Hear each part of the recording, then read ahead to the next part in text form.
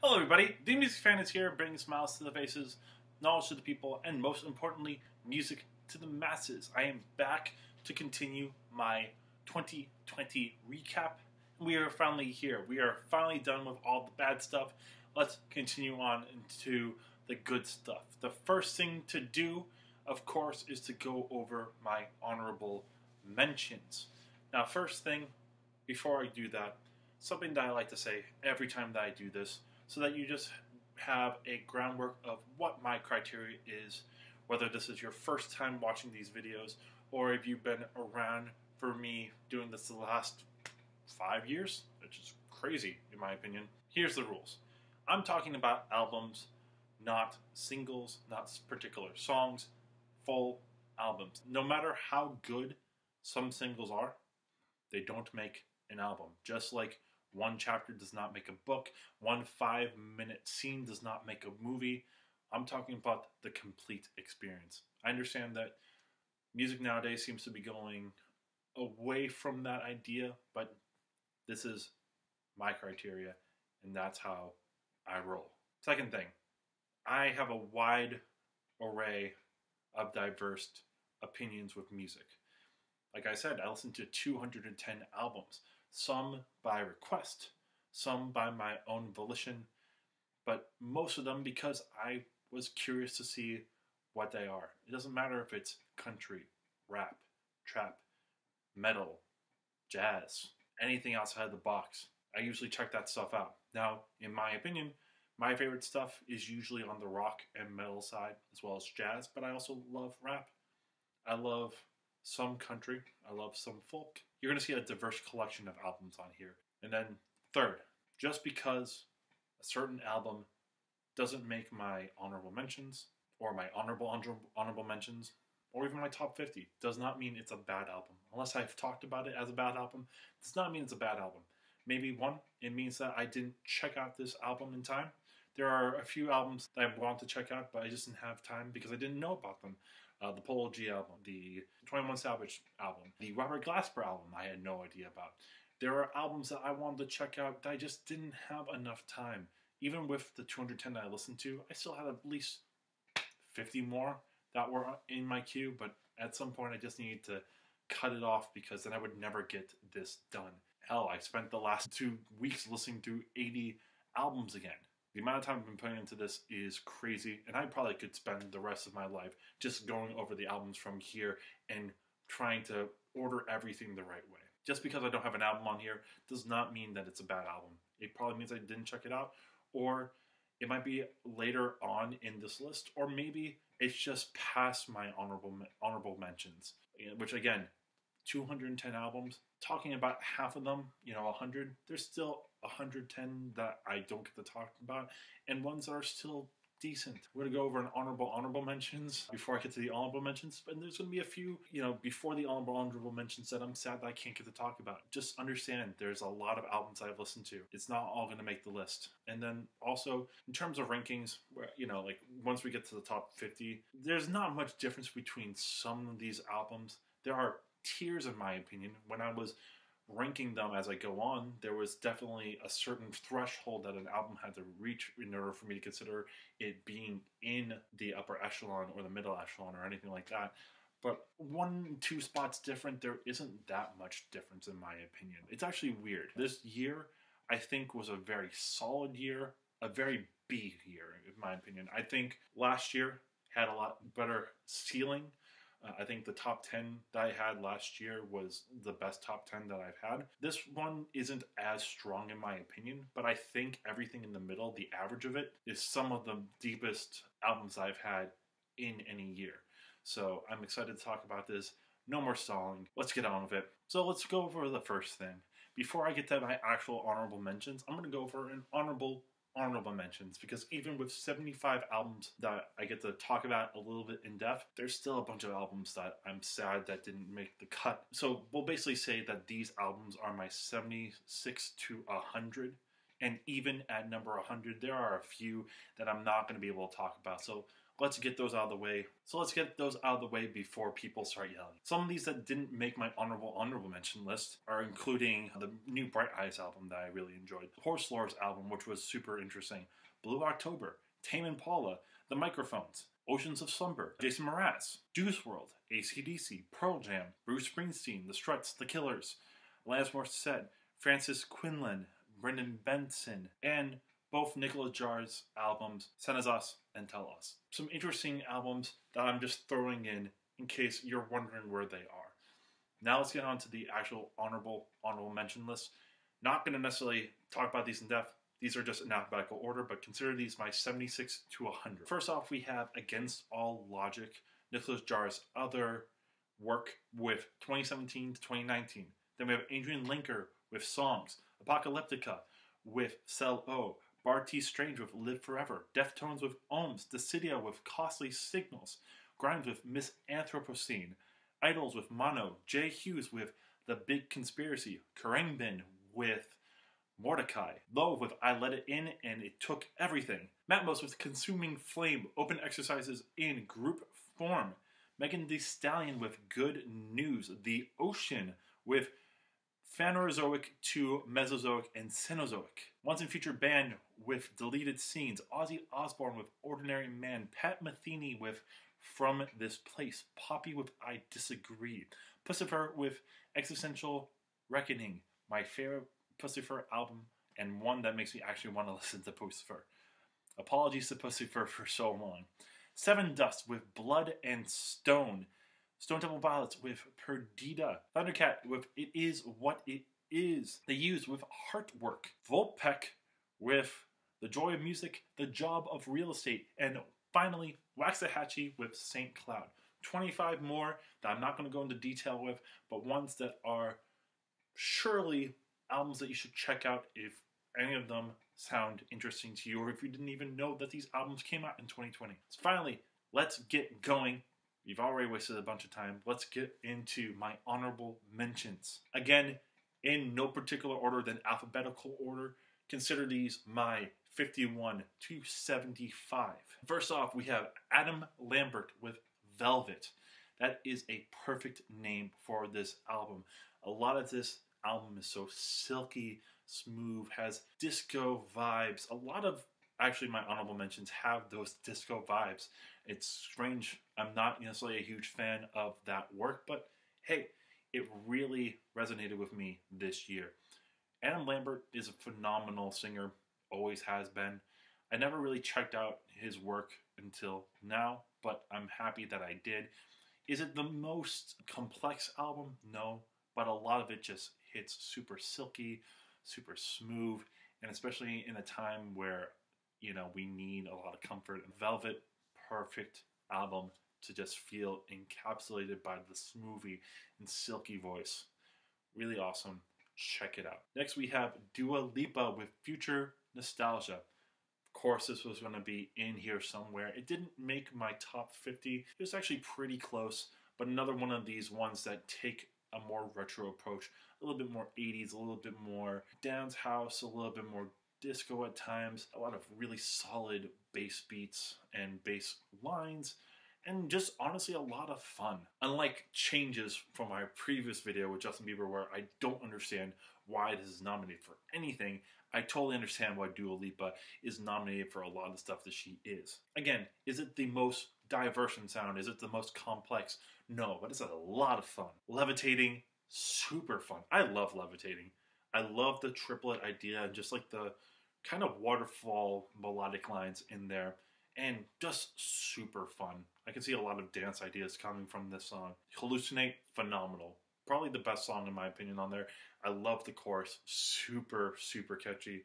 Love Again, Break My Heart, a lot of really good songs on here. There are some stuff I don't like. Physical, I'm not necessarily a huge fan of. And to me, it's a little bit weird going from Good in Bed to Boys Will Be Boys. It's not necessarily talking about the women equality in a lot of ways, so I feel like the tone change is a little bit weird at the end, but still a lot of fun. Definitely check it out. It's definitely worth all the hype that's getting. Next up, we have Dubioza Collective with Fake News. No, this is not a Republican or conservative anthem album. This is actually one that I found out from Crash Thompson, which, if you haven't checked them out, definitely check them out. They have a little bit more wide range appeal, but they usually focus on like pop punk and metal and stuff like that. This person talked about this album, and it's super weird. I will admit that. It has a lot of different genres in one. A lot of house ideas, a lot of dubstep ideas, but there's also like ska ideas and R&B ideas all form into one. It gets a little bit simplistic at times, and it gets a little bit grating at times, but I like the ideas that are there. And it's honestly super fun and super silly, and in a year where there wasn't a lot of that, it definitely was needed. So check it out. It's a little bit on the weirder side, but if you can enjoy that, you're going to find something there. Next up, we have Fates Warning with Long Day, Good Night. To me, there was a lot of really solid progressive metal and rock albums this year, and ones I would never checked out without the website Sonic Perspective. If you are looking for what is some of the best albums from 2020 in terms of metal and rock, definitely check this out. There aren't a lot of places that are doing this, so I highly recommend it. The Fates Warning album, not necessarily my favorite album in terms of prog metal, because there's just so many of them this year that actually made my list. But in terms of this one, there's still a lot of really atmospheric and interesting ideas, ones that are kind of slow burns but are worth the payoff. The first couple ones, The Destination Onward and Showard World, as well as Alone We Walk and New Way Home. Same thing with the longest track on the album, The Longest Shadow of the Day. Really interesting beat and really cool instrumental part before going into the main hook, like 5 minutes in. It does have some Dream Theater-esque ideas, and the lead singer isn't as super interesting as some other ones that you'll find later on these lists, but still, definitely worth your time if you're looking for a little bit more slow burn progressive metal. Next up, we have Fiona Apple with Fetch the Bolt Cutters. I told you, this was going to make it somewhere. Unfortunately, it didn't make my top 50. Like I said when I was talking about the top 50 albums from albumoftheyear.org, I don't think that this is as good as if everyone says it is. Is it solid? Yes. But I think Extraordinary Machine is better. I think she's done better with also The Idler Wheel. I think that's also a better album. It's more interesting and a little bit more out there, in my opinion. I think there's also some super, super cool percussive arrangements. Ones that used a lot of different layers of percussion to give a little bit more force and a little bit more bite to the arrangements. I think Relay is super cool with this idea where there's a lot of just force behind it.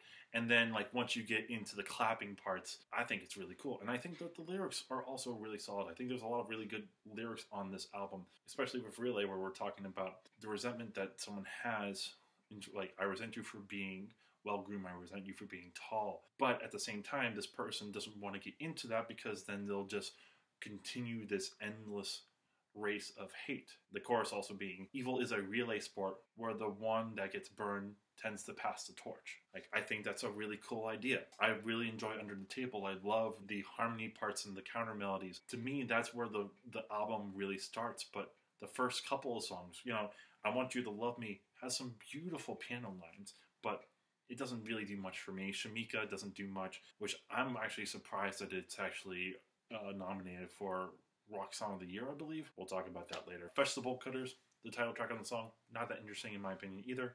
So now when we get to Under the Table, Relay, Raga His, which is also super fun. Then you get the Newspaper, which is 5 minutes long and one that to me doesn't really go anywhere. There's a lot of songs where they just don't go anywhere. But I will say it deserves a spot in my honorable mentions because at least there's a lot of interesting ideas. And even the ones that aren't as interesting rhythmically or sonically, you know, ones that are more simple, they are a breath of fresh air. I love Ladies. I think it's a fun, tongue-in-cheek song talking about why do women always attack the other women that guys have been with rather than the guys themselves. I think Cosmonauts is super fun as well. And Drum Set, I love the rhythmic nature on there. And then to end on with On I Go, hell of a song. I really enjoy a lot of this album, but at the end of the day, I don't think it's as good because there are some parts which are super head scratchers. Still good enough to make my honorable mentions. Next up, we have The Flaming Lips with American Head. This, honestly, is my 51, my number 51 album of the year. This I was super close to putting in my top 50. It was very high throughout the year whenever I listened to it. I think it's one of the more solid Flaming Lips albums in a long time. I think Oxy Melody has some interesting parts, but is a little bit too trippy in my opinion. And The King's Mouth is a lot of fun, but a short story that's a little bit just too out there. American Head is a little bit more subdued, not as in your face with the craziness, but you know, there's still some crazy songs out there. And of course, very psychedelic songs. Honestly, not the most interesting lyrics, but a lot of fun, whether we're talking about Dinosaurs on the Mountain or At the Movies on Quaaludes or whether I've taken LSD. As weird as some of this is, it also is kind of heartbreaking. The song Mother Please Don't Be Sad is super heartbreaking, moving into When We Die, When We're High, and moving into Assassins of Youth, the end of the album, Gods and the Policeman. A lot of beautiful and heartbreaking songs. Casey Musgraves on God and the Policeman does a phenomenal job as well. Overall, it's a little bit more subdued than their previous work, but it works out so well, and it was this close to making my top 50. But nonetheless, a phenomenal album by the Flaming Lips. Next up, we have Freddy Gibbs and The Alchemist with Alfredo, which, like I said before, honestly, this is the first time where I've really, really enjoyed a Freddy Gibbs album, and I think it's probably because of a lot of the background work from The Alchemist. I think there's a lot of really interesting arrangements. Take, for example, my favorite song on the album, which is Something to Rap About, which features Tyler, the Creator. I love the beat behind it, and I love the key change going flatter and warmer when Tyler, the Creator comes in, because Tyler, the Creator has a lower voice than Freddy Gibbs, and I think it fits his voice perfectly as he's rapping. It feels warm, it feels inviting, even though a lot of the stuff that you're talking about is very tongue-in-cheek.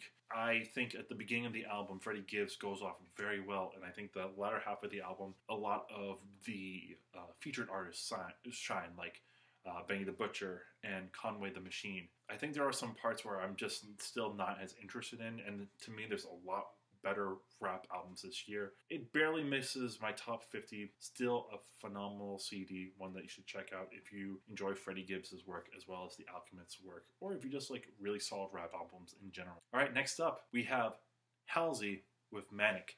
I personally was never going to check this album out. I know some people at the beginning of the year when this came out were talking about it, were very high on it. Crash Thompson was pretty high on it.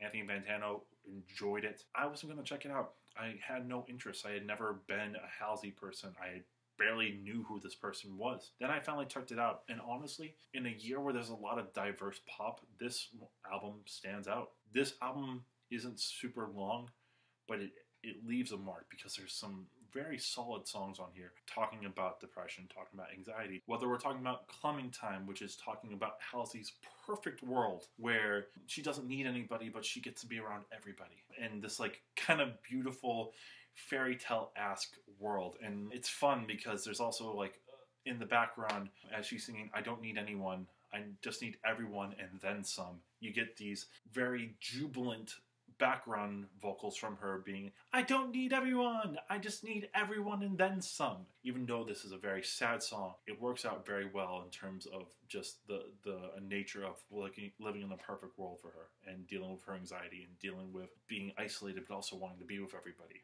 Then we go into Graveyard, which I love the beat on here. I wish that the chord progression was a little bit different, but still a lot of fun. You Should Be Sad is such a fuck you song, and I love it. It has a little bit of a country-esque vibe on here. Honestly, awesome. 3 AM, super fun as well. Love Finally Beautiful Stranger, a beautiful, beautiful ballad. And then there's also like some interludes on here, which are also really solid. This is a very varied album. When you go from having Dominic Fike on here to Alanis Morissette to Suga from BTS, you have a lot of diversity, and just the whole entire album is super diverse with its sound. Pretty cool in my opinion. I need to check out more of her work. I've heard that this is her best stuff, and I'm just curious to see where she goes from there. This reminds me a little bit, honestly, of Kesha's album from this year, but I think the diversity works so much better. Next up, we have HMLTD with West of Eden. Man, I really enjoy this album. I've been like hit or miss on it at times where I really enjoyed it when I first listened to it, and then I wasn't as interested in it when I went back to it, but then I listened to it again and really got into the vibe. This is bringing back a lot of that New Order, the Depeche Mode, the Cure sound, and even a little bit of Talking Heads. There's a very sadistic side to this album, a lot of very theatrical songs, also talking about the end of Western civilization and a very apocalyptic vibe. But while you're doing it, it's super fun. Loaded, such a fun song. To the Door, which I think I've heard on like a computer commercial on YouTube. I'm not 100% sure, but if that is the truth, I'm really surprised by them. I don't think HMTV is that big of a band, so to have that song, even though it's a snippet of it on there, pretty cool. To the Door, bombastic as hell, but super fun. Satan, Luella, and I, a weird ballad. Mikey's song also has a little bit more of that 80s tinge. And then Joanna and Where's Joanna? It's super graphic, but it's also such a weirdly interesting song. Has these like polka vibes, as well as Joanna at first feels like a bar song. Those two songs are super cool. And then just moving on, Nobody Stays in Love, 2020 AD, and Blank Slate. Really cool bombastic ways of ending this. There's a lot of theatrical 80s nature on here, and it's a lot of fun. If you are looking for something in that vein that you've been missing out for years, definitely check it out. It's sadistic, it's super interesting, super fun. Didn't make my top 50, but not that far off. Alright, next up, we have Jessie Ware and What's Your Pleasure. This is a very, very solid disco album, and one that doesn't have many holes. However, I just think, one, I'm not the biggest disco person to begin with, so, I have it linked a little bit lower than some other people. And second, there was some better stuff in the top 50, but make no mistake, this is an album that you should definitely check out. So much depth to this album, so many great songs, and if you like disco and you want a little bit more modern, here you go. Next up, we have Joe Satriani with Shape Shifting, a perfect name for this album. I sometimes have trouble listening to lead guitarists who branch off and do just solo guitar work. Not that it's bad, but sometimes it just feels like they're just doing a lot of crazy fills and showing off and just doing a bunch of doodling without any sort of interesting nature behind it. And again, the issue is like, because you don't really have much diversity in sound when it comes to this stuff, when you hear one album, you kind of hear them all. However, this one stood out to me, and Shape Shifting is a perfect name for this album because there's so many different vibes and styles on here, and just like the pacing of the album is super good because he keeps throwing different ideas throughout the album. Take, for example, Big Distortion. This is definitely more like an arena rock anthem. But then you go to All for Love, which is a little bit more subdued. And then you have Ali Farka, Dick Dale, and Alien and Me, which is more intense. Teardrops, heartbreaking song. 1980, again, a little bit more of the energy. Throughout this, you get a lot of songs that are diverse in nature, and because of the track listing, the way that it's moved around, it works. It wasn't going to ever make my top 50, to be honest, because there's only so much an artist like that can do, unless it was like over the top great or super more progressive in nature. It's very hard to make a top 50 that way, but still really fun. One of the best lead guitar solo work albums that I've heard in quite a long time, and that's a hard thing to do. Next up, we have Kansas with The Absence of Presence. I've never listened to a full Kansas album. I've enjoyed, of course, Dust in the Wind, Carry On Wayward Son, among other songs by them.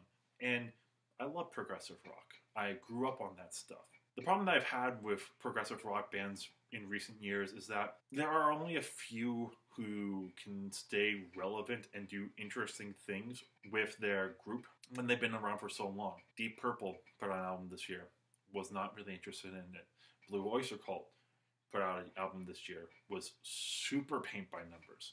There's only certain groups that I've seen that can do it, especially with Flying Colours, who did it last year, who had an amazing album. Does this reach the level of Flying Colours? No, but I think they do something very interesting here, where they've infused their ranks with some younger blood, and because of that, it also keeps them feeling a little bit more current, while also still being able to show off their past and talk about things that matter to them right now. Now, don't get me wrong, there are some songs in here that are tried and true and have pretty cliche. For example, Circus of Illusion. It's not the first time we've heard a concept like that before, but there's some really solid prog rock songs on this album. Throwing Mountains ranks up there with some of their better work from the years past. Has a beautiful chorus and an awesome bass line, to be honest. Also, love me some violin in prog rock. Sounds so awesome. Jets Overhead, also a really cool song. The Absence of Presence, the title track. A 9-minute song, but one that is super solid as well. Animals on the Roof, really cool. And there's some very beautiful songs as well. Memories Down the Line is a beautiful song about letting things go and just trying to enjoy life and doing it for the younger generations instead of building up hate. Not the best prog album that I heard all year, but a very solid one, and one that I'm glad to listen to, and I'm curious to see if they can continue doing this. I hope the integration of some younger talent also helps out with putting out some really, really solid stuff in the future. Alright, next up we have King Gizzard and the Lizard Wizard with KG. I've talked about them in the past, Fishing for Fishies, as well as Infest the Rat's Nest from last year. They are a band that does a lot of work and a lot of diverse work, from going from like a boogie-ish album to a heavy metal album. Neither of them made my top 50, and unfortunately this one doesn't as well, though I really enjoyed this. This is my first dive into like true micro-tuning throughout the album, other than like Jacob Collier, and there are some really solid hits on here. It starts off really well with Automation and Minimum Size Brain and Straws in the Wind. It's a lot of fun, it's a lot of goofiness. It just doesn't stay perfect throughout the album. It was super close to making my top 50. For the longest time it was going to. It probably was like 55 or something like that. But overall, another awesome album from King Gizzard, and I'm curious to hear LW when that comes out. I don't know if it's another micro-tuning one, but man, this is a band I need to check out more because it's just such a diverse band. Alright, next up we have Lady Gaga and Chromatica. Man, I've already talked about this before. Pretty close to my favorite Lady Gaga album. I personally still like art pop a little bit more, but this is just a super cool dance album. I will say the biggest flaw is it does feel a little bit repetitive at the beginning, with the beats sounding very similar. Alice, Stupid Love, Rain on Me, Free Woman.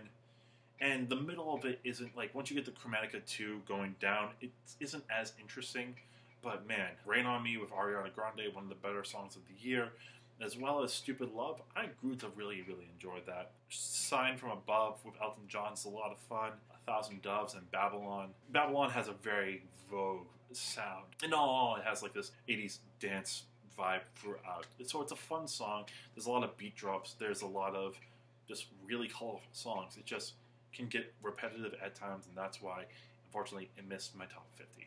Also, speaking about colorful albums, we have Lido Piamenta with Miss Columbia. Again, I'm not really great with albums that are not of English language, so I do have a problem with being able to understand the lyrics on here, but man, musically, this is a super beautiful album, super diverse. What's really cool about this is when it says Miss Columbia, it feels a little bit like she's showing all of what Columbia can do in terms of music. Both modern with a little bit more dance and trap ideas to a little bit more tribal sounds and repetitive nature where you're like working with your family or like the community in terms of like singing. On the last half of the album you get some songs that are a little bit longer that have like 6 minutes, but it's all like building up to a really cool crescendo in terms of overlapping ideas that feel very much down to earth. And also the intro and outro tracks, the last one where she's doing the acapella and the first one where it has horns in there, just all in all, like a very beautiful, one of the more beautiful albums this year. Unfortunately, like with other albums where I don't have a connection with the English language on it, it does suffer a little bit just because I don't have that lyrical connection. And I could look up the English translation, but there would be something lost to that. That's why I'm honestly learning more languages so that I can get that language connection, because this one honestly probably deserves to be higher, deserves to be in the top 50 probably, but just with that disconnect, it's a little bit harder for me. Alright, next up we have Pain of Salvation with Panther. One that I had no idea that came out, but was super excited to check out once I did. I've only listened to one of their albums, In the Passing Light of Day, but man, was a super interesting album in terms of like progressive rock and progressive metal. Had a lot of ideas that I've never really heard before, and like it had these very tense and atmospheric ideas with also a lot of really interesting rhythmic ideas. Reasons, a super like simple song in terms of melody, but like man, some really cool rhythmic ideas. This time around, it's a little bit more electronic, a little bit more atmospheric, even some rap stuff with Panther. It doesn't hit the highs of Passing Light of Day, but it's still a really solid album. It starts off with Accelerator, which I love that song. Such a cool fucking song. And also Restless Boy is also good. Species and Icon, not bad. Even with Icon, as cool of a song as it is, it just isn't as interesting as a long closer as was on Passing Light of Day. But still, very solid work. Much more diverse than their previous one. Just doesn't hit the highs of Passing Light of Day. And that's why it doesn't hit my top 50. Next up, we have Perfume Genius with Set My Heart on Fire Immediately. This is another really cool album. You know, I've never checked out Perfume Genius before. I've heard a lot about him, but this was my first time checking it out. Very beautiful, very saccharine, very sugary. Not as velvety as Velvet, but it has some really cool and interesting art pop ideas. The only problem that I have is that the first half of the album isn't as interesting to me. I honestly don't really like Whole Life. I don't really like Jason. I like the idea of what Jason is about. I like the lyrical content, but it feels a little bit too classical music-y and in a very weird way, in my opinion. But, you know, there's a lot of really good songs on here. Describe has this slow burn vibe that I really enjoy. Without You is probably the most pop and most mainstream song. On the Floor also has a great bass line. I don't necessarily like the melodic nature of Your Body Changes Everything, but I like the intensity of most of that. Moonbend has some very interesting harmonic and progression ideas that don't always work out, but still really interesting. And then like the rest of the album, it feels like a slow burn, but there's a lot of payoff. The only problem is, again, I think some of the songs don't pan out the way that they should, so that's why I don't think it's as high as everyone else thinks it is. But man, still a really cool dive into Perfume Genius, and if this is not necessarily his best work, if there's better stuff beforehand, definitely let me know, because I'm really keen to check out what else this artist does. Alright, we're almost there. We got next Pyramid Theorem with Beyond the Exosphere. There's two albums that are going to be coming up very soon in my honorable mentions that have kind of a similar vibe in terms of where their origins come from. From what I can tell from Pyramid Theorem, this is my first album of theirs, they have a very similar vibe to late 2000s, early 2010s Dream Theater, which is not a bad thing. You know, systematic chaos, a dramatic turn of events, black clouds and silver linings. I hear a lot of that, especially on Freedom. There are some drum hits and stuff like that that remind me of a lot of songs from there, and just like the heaviness of it. Beyond the Exosphere as a song, an 18-minute track, really cool. Reminds me, of course, a lot of Dream Theater, but there's some really cool ideas, especially at the end. And Under Control is a really cool progressive metal song. If you are a fan of different rhythmic ideas, check out that chorus. It switches between 5/8 and 6/8 and 7/8 and 4/8 so flawlessly. The melody is super cool there. You know, it's a 5-track CD, but even still, it has a lot of really solid stuff. Just, again, there's so many good albums this year in terms of progressive. For the longest time, it was going to be in my top 50, but it just missed again. But man, definitely check it out. I'm curious to see what this band does next. Next up, we have Rina Sawayama with Sawayama. And a year again with very diverse pop albums. This one also stands out. Very much similar to the Poppy album that just missed the cut of honorable mentions, but one that is just a little bit more diverse and a little bit more pop oriented. First time around, really enjoyed it. Second time around, wasn't as keen on it. Third time around, I kind of split the difference. I love Excess as a song. It has a mixture of Britney Spears and Linkin Park, Korn, those type of bands. Dynasty also is a little bit harder. SCFU, really fun pop song. What I like is that this album blends electronica and metal ideas with pop, and it makes for, again, a genre-defying pop album that not a lot of people are trying. Does it work perfectly? No, but there's still some really good songs on here. And even some of the more poppy songs are really nice, like Chosen Family and Tokyo Love Hotel, as well as Bad Friend. These ones that are a little bit more pop-oriented still stand out because this album is so diverse that it doesn't feel like it's a one-trick pony. I'm still excited to see what else Sawayama can do, but sadly it didn't make my top 50.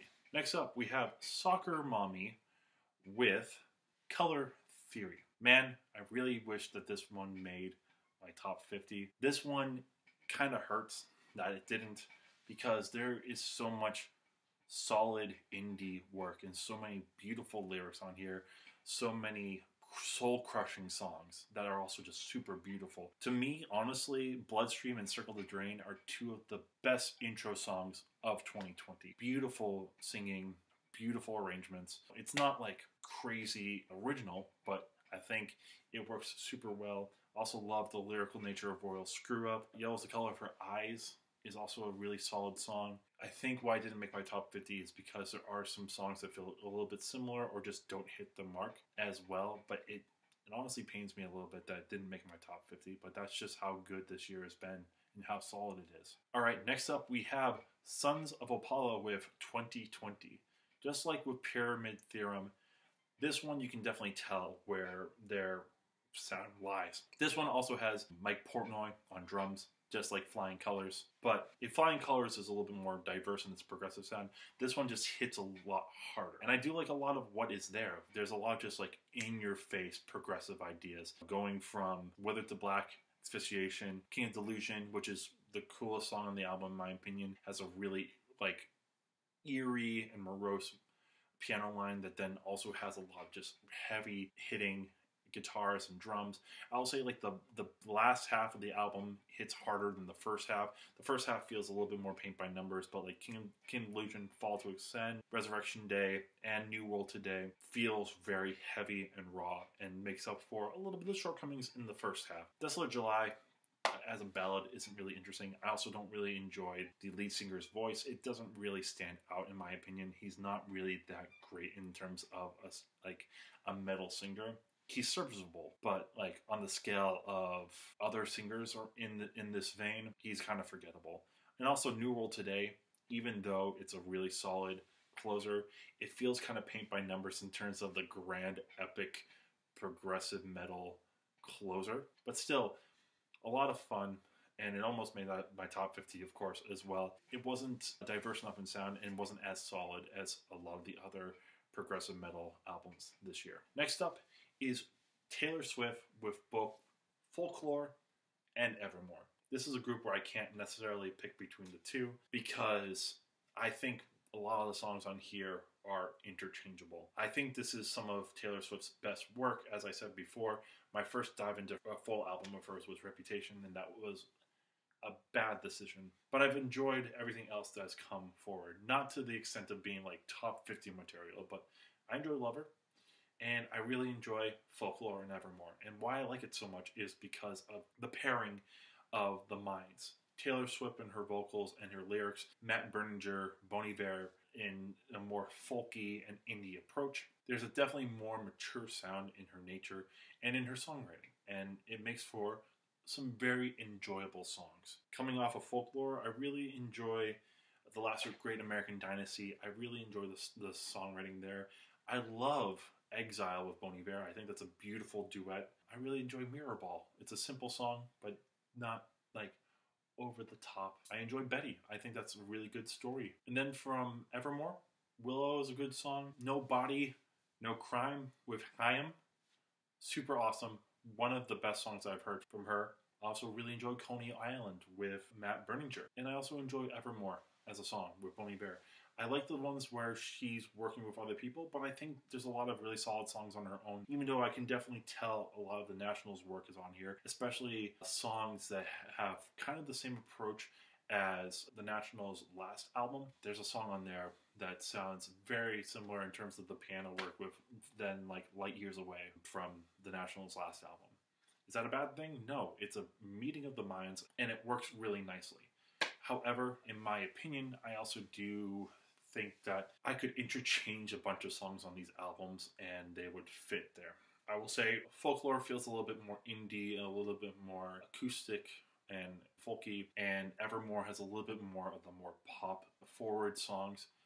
If there was a meeting of the two albums, I definitely think that this would have been in my top 50 and pretty high, honestly. I think there's a lot of really solid work on here. It's just these two feel like halves that could have been so much better together. So that's why I didn't make my top 50. Next up, we have Tricot with Makuro, Black Album, might be one or the other, and 10. I'm double dipping here, and I'm going to be double dipping a little bit throughout this top 50 list, because there are some albums that I feel are like kind of complement to the other one that the artist put out that year, where I can't necessarily rank it higher or lower. And these two are very much very similar. First off, Tricot, if you don't know who they are a Japanese math rock band that mixes Japanese pop ideas and math rock. And it works out very well. There's a lot of jazzy ideas, a lot of ideas that you hear in like in animes and stuff like that. I like a lot of the musical nature, even if I don't understand what the lyrics are. Black Album hits a little bit harder than 10, but 10 also has a little bit more experimentation in instrumentation. As a whole, I really enjoy what they're doing there. Again, it's hard for me to place in the top 50 if I don't understand the lyrical and if I can't get the lyrical connection there. But man, some of the more interesting math rock ideas that I heard throughout the year. Finally, we got two more. This is a long video. We got Watkins Family Hour with Brother Sister. These two are actually two of the members of Nickel Creek, and I found this out from NPR of all places. It doesn't hit the highs of Nickel Creek past, but it scratches the itch that I've been having for so long in waiting for another Nickel Creek album. The nice thing about it is it's also super short. It's beautiful. It has some really interesting songs, and then it disappears without saying too much. Some of the highlights, I really enjoy The Cure. I really enjoy Just Another Reason. Lafayette is a beautiful song. I really enjoy Fake Badge Real Gun. Has some really nice Nickel Creek approaches. I also really enjoy Accidentally Like a Martyr, and I really enjoy like the really upbeat and simple but effective Keep It Clean at the end, just to keep everything clean. I will say the biggest thing is it doesn't fully scratch that Nickel Creek itch, and it isn't as diverse as some Nickel Creek ideas. I love the progressive folk from them. Still serviceable enough that it deserves to be mentioned. And finally, last but certainly not least, we have The Weeknd with After Hours. I'm glad that this made my list. I've had a very love-hate relationship with this album. The first time I heard it, I thought it was super cool. The second and third time I heard it, I thought that it was an album that solely just had singles, but wasn't a full package. But when The Weeknd did the Super Bowl halftime show, I finally was like, you know what? I think that there's something that's just not clicking, and I need to listen to it one more time. And hours before I made this video, I made this the last album that I would listen to again. To me, it's better than Starboy by miles. And although it doesn't hit my top 50, I definitely am starting to see the appeal of this album. This album talking about the fakeness of Hollywood, and also talking about the after party effect of Hollywood. Yes, there's a lot of really solid bangers like Blinding Lights, which it's crazy to think that it went from a super TikTokable song to one of the best anthems of last year. Save Your Tears is also awesome. Hardest to Love, subtle, but also really good. Too Late has an awesome chorus. Scared to Live, beautiful and effective. In Your Eyes has that 80s cheese, but is super good. Are there songs that I don't like? Yes. I really think Alone Again is super annoying. Snow Child, not very memorable in my opinion. But Escape from LA is a slow burn that fits this album super well, talking about plastic surgery women in LA and how everyone looks the same. After Hours is very haunting in a way, and a nice way of almost ending the album. And Until I Bleed Out, you know, not necessarily my favorite, but a nice way of ending the album as well. I like the storyline behind this. I like a lot of the songs. There's a lot of bangers. Almost made my top 50, but again, there's just a little bit lacking in the depth to solely love this album. But man, I do understand now why this is getting so much attention. In terms of pop albums, this is one of my favorites from last year. It's definitely worth a listen if you haven't checked it out. Hell, if you love the halftime show, you're going to love this album. And that's my way of ending the honorable mentions. So thank you so much for watching this video. Sorry that this took forever. I haven't really been able to talk to about any of these albums, so I'm glad that I got to. I'm glad that you checked this out. If you enjoyed any of these albums or are interested in checking out any of these albums, definitely do so. There's a lot of good stuff here that I talked about. I literally just rambled for about an hour on 50 different albums, and I still have 50 more to go. So there you go. If you enjoyed what I was talking about, give this video a like. Let me know some of your favorite albums from 2020. Let me know some of your opinions about these albums. Subscribe to my channel if you haven't already. That way I know that you enjoy what I'm doing and want to see more of this, as well as that way you can check out the rest of my top 50. Because man, if I enjoyed these albums, the top 50 is going to be killer. And then finally, share this with your friends if you find any of this interesting. I will be back later on with the beginning of my top 50 as I go over albums 50 through 41. But until then, this is the Music Fan, and I'm signing off.